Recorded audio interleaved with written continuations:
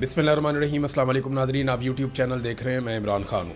PTI ने सुहेल अफरीदी से शिकवा शुरू कर दिया है। सुहेल अफरीदी वज़ीर आला खैबर पख्तूनख्वा पाकिस्तान तहरीक इंसाफ के चेयरमैन इमरान खान साहब जो हैं उन्होंने बनाया था, और ये सोच कर बनाया था कि नौजवान हैं, निकलेंगे, काम करेंगे, ज़ोर लगाएंगे, स्ट्रीट मूवमेंट बनाएंगे, एक मोमेंटम कायम करेंगे, जो अली अमीन गंडापुर उस वक्त नहीं कर पा रहे थे। लोग उनके बहुत खिलाफ हो गए थे, मायूसी बहुत फैल गई थी। तो अब जो है अहमद खान न्याजी, जो इमरान खान साहब के अजीज़ हैं, रिश्तेदार हैं, उनकी सिक्योरिटी के मामलात को देखते थे और इमरान खान के बहुत करीबी भी हैं। इनको कोई लालच वालच नहीं होगा इमरान खान से। इन्होंने कौन सा कोई मिनिस्टर बन जाना है या कोई और काम करने हैं, ये सिर्फ इमरान खान की सिक्योरिटी किया करेंगे। पहले भी वही करते थे, वो रिश्तेदारी के चक्कर में साथ हैं। उन्होंने कहा जी हम 6 महीने से सुहेल अफरीदी से पूछ रहे हैं कि हमें इमरान खान की रिहाई का रोड मैप दे दें, लेकिन उन्होंने इमरान खान को फुटबॉल बना लिया है। सुहेल अफरीदी अचकज़ई के पास भेज देता है, अचकज़ई जुनैद अकबर के पास भेज देता है, और वो बैरिस्टर घोर के पास भेज देता है। अब मर्दान में उन्होंने फुटबॉल को उठाकर अडयाला जेल भेज दिया है कि जब तक इमरान खान कोई लाया अमल नहीं देते हम कुछ नहीं करेंगे। इमरान खान ने कहाँ लाया अमल देना है? इमरान खान की बहन ने पहले कहा था कि इमरान खान कभी ये नहीं कहेगा कि सारी कौम मेरे लिए या मेरी रिहाई के लिए बाहर निकल आए। ये तो फैसला आपको खुद करना है कि आपको इमरान खान चाहिए या नहीं चाहिए। दूसरा, अडयाला में इमरान खान साहब से मुलाकात होगी, कोई बातचीत करेगा तो इमरान खान साहब को कोई पैगाम बाहर आएगा ना, ऐसे तो नहीं हो सकता। बाड़ा में नाजरीन जब ड्रोन हमला हुआ और उसके नतीजे में वहाँ पे नुकसान हो गया तो लोग एहतजाज कर रहे थे। अब लोग एहतजाज कर रहे थे, मुजाहिरीन पर पुलिस ने फायरिंग कर दी। अब ये खैबर पख्तूनख्वा है, अगर देखें पंजाब में जो पुलिस करती है या सिंध में या बलूचिस्तान में जो पुलिस करती है उसकी ज़िम्मेदार अगर वहाँ की सूबाई हुकूमतें हैं, तो फिर खैबर पख्तूनख्वा में जो कुछ पुलिस करती है उसकी ज़िम्मेदार खैबर पख्तूनख्वा की हुकूमत है। एक तो ड्रोन हमला होता है जिसके बारे में इमरान खान ने मना किया है। दूसरा, ड्रोन हमले का मुकदमा दर्ज नहीं होता जो इमरान खान साहब का हुक्म है। तीसरा, जो लोग मुजाहरा करने निकलते हैं उनको पुलिस ही गोलियां चला देती है। तो कहाँ है खैबर पख्तूनख्वा की हुकूमत, और वो क्यों अजीबोगरीब काम कर रही है? यानी खैबर पख्तूनख्वा की हुकूमत ने हाल ही में उन अफसरान को नवाजा है और ज़बरदस्त किस्म के ओहदे उनको दिए हैं जिन अफसरान ने पाकिस्तान तहरीक इंसाफ के ऊपर मिलिट्री एस्टेब्लिशमेंट के साथ मिलकर जुल्म और जबर के पहाड़ तोड़े थे, जिन्होंने मुकदमा दर्ज किए, जिन्होंने इलेक्शन चोरी किए, जिन्होंने छापे मारे, गिरफ्तारियां की। उन अफसरान को हाल ही में बहुत नवाजा जा रहा है पाकिस्तान तहरीक इंसाफ की खैबर पख्तूनख्वा हुकूमत की जानिब से। नंबर 1 तो ये बात आप ज़हन में रखें। नंबर 2, बिल्कुल एक खामोशी है, किसी किस्म की कोई एक्टिविटी नहीं। ये कहा गया कि हम नौजवानों की एक बहुत बड़ी तादाद इकट्ठी करेंगे इमरान खान की रिहाई के लिए, वो मामला भी जो है वो कहीं गायब हो गया। समझ ही नहीं आई वो किधर गए नौजवान सारे। तो सुहेल अफरीदी ने इस मामले का नोटिस तो लिया है, लेकिन उन्हें बताना चाहिए कि क्या सूबाई इदारे उनसे ताउन कर रहे हैं या नहीं कर रहे, पुलिस उनकी बात मान रही है या नहीं मान रही। क्योंकि अली अमीन गंडापुर ने भी अपनी गलतियों का आगाज़ इसी बात से किया था कि ब्यूरोक्रेसी उनकी बात नहीं सुनती थी और वो ये साबित करने की कोशिश करते थे कि सब कुछ मेरे कंट्रोल में है।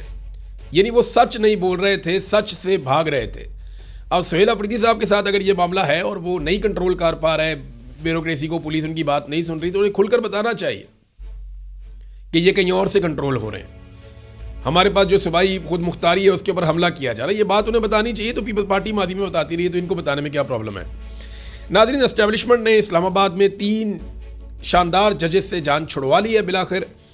लेकिन जिन जजेस ने खत लिखा था उन सबको निशाने इबरत तो बनाना था, तो कुछ जजेस चले गए, कुछ जजेस रह गए। एक आधे को किसी को सुप्रीम कोर्ट में भेज दिया, किसी को इधर कर दिया, किसी को उधर कर दिया। तो करते कराते जिन जजेस से प्रॉब्लम था उनमें से 2 के नाम तो चले वापस ले लिए गए। 3 जजेस ख़त लिखने वाले उन्हें ट्रांसफ़र कर दिया गया है। मोहसिन अख्तर कियानी को लाहौर भिजवा दिया गया, जस्टिस मोहसिन अख्तर कियानी शानदार जज है। जस्टिस बाबर सत्तार, इन्हें पेशावर भिजवा दिया गया। जस्टिस सिमन रफ़त इम्तियाज़, इन्हें जो है सिंध में ट्रांसफ़र कर दिया गया है, सिंध हाई कोर्ट चली गई है। ये मिलिट्री एस्टेब्लिशमेंट ने जान छुड़ा ली उन जजेस से जो इस्लामाबाद के अंदर इंसाफ की बात करते थे। लेकिन ये जजेस एक बात याद रखें, आपने कंप्रोमाइज़ नहीं किया, आपको सलाम है। पूरा पाकिस्तान आपको सलाम करता है, आपका नाम तारीख में सुनहरे रूप में लिखा जाएगा। जुडिशरी को जब भी हम याद करेंगे आपके नाम को अच्छा समझेंगे, आपके बारे में मुस्बत बात की जाएगी। पता नहीं आप कितना अरसा और इस नौकरी के ऊपर रहेंगे, आप कंटिन्यू कर पाएंगे नहीं कर पाएंगे। हो सकता है कभी आपके दौर में अच्छा वक्त आ जाए, हो सकता है कि ये इसी तरह चलता रहे और अदालत मज़ीद गिरावट का शिकार होती रहे, लेकिन आपने अपने हिस्से का काम किया क्योंकि आपने कंप्रोमाइज़ नहीं किया। मैं जानता हूँ जजेस के सामने कंप्रोमाइज़ करने के लिए बहुत सारी चीज़ें रखी गई, बार बार रखी गई, लेकिन ये वो जजेस हैं जो सितारों की मानंद हैं। ये वो जजेस हैं, नए जजेस को इनसे सीखना चाहिए, इनको फॉलो करना चाहिए कि अगर आप ना झुके तो आपको कोई झुका नहीं सकता। अगर आप कानून और आइन के मुताबिक खड़े हो जाएं तो आपको कोई शिकस्त नहीं दे सकता। ये जजेस हारे नहीं हैं, धकेल दिए गए हैं क्योंकि इन्होंने हार नहीं मानी। तो शानदार जजेस हैं, सलाम है इनकी एफर्ट को, और जो कुछ इस हुकूमत ने किया वो तो इनको करना ही था। नाज़रीन, PIA जो है वो पूरी की पूरी बिक गई है। अब वो एक निजी कंपनी है, इसका पाकिस्तान की रियासत से कोई ताल्लुक़ नहीं है। हमारी रियासत का इसके ऊपर से मुकम्मल कंट्रोल ख़त्म हो गया है। जो 25% बाकी रह गई थी उसके लिए भी 45 अरब रुपए की बैंक गारंटी जमा करवा दी गई है। यूं ओने पोने पाकिस्तान के एक बड़े असासे को बेच दिया गया और फौजी फाउंडेशन इसमें एक बहुत बड़ा शराकतदार है। आरिफ हबीब एक शराकतदार है, एक दो और लोग भी हैं, लेकिन असल में तो आपको पता है ना मामला क्या है, किसने किसको नवाजा और कैसे नवाजा ये हम सब जानते हैं। तो एक शानदार एयरलाइन जिसके रूट्स की कीमत इससे ज़्यादा होनी चाहिए थी, जिसके तैयारों की कीमत इससे बहुत ज़्यादा है, जिसके स्पेयर पार्ट जो पड़े हुए हैं वो भी उस मालियत से ज़्यादा के हैं जितने पैसों में इसको बेच दिया गया था। तो ओने पोने पाकिस्तान की एक शानदार एयरलाइन, पहले उसको तबाह किया गया, बर्बाद किया गया, और फिर उसको ओने पोने ऐसे बेचा गया कि जो उसकी असल कीमत है उसका भी चंद फीसद भी वसूल नहीं किया गया। तो ये पाकिस्तान के इदारों को इस तरीके से तबाह किया जाता है और बेच दिया जाता है। आदादोशुमार के मुताबिक खित्ते की जो सबसे महंगी तरीन बिजली है वो पाकिस्तानी खरीद रहे हैं।